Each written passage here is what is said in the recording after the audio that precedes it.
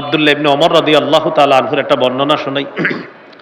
আপনি ফল ক্রয় করে বাড়িতে ঢুকছেন, ফল, প্রতিবেশীর একটা বাচ্চা ছেলে আপনার ফল দেখছে, আপনি ঘরে গিয়ে আপনার বাচ্চাকে ফল কাইটা তার হাতে দিছেন, তরমুজ অথবা কমলার কোয়াটোয়া বা একটা আপেল কাইটা দিছেন। তো বাচ্চাদের অভ্যাস হইলো আপনার, ওরা এক জায়গায় বসে থাকে না, খালি দৌড়। তো ফলটা হাতে দিছেন, দৌড়ে বাহিরে এসে পড়ছে।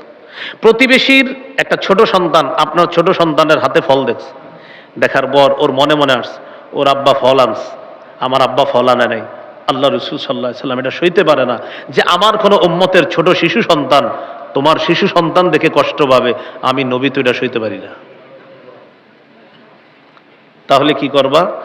ফল তুমি ঘরে নেও এমন ভাবে যেন কেউ না দেখে, আর যদি মানুষকে দেখাও তাহলে আমার উম্মতের জন্য পাঠাও, তাদেরকে কষ্ট দিতে পারবা না।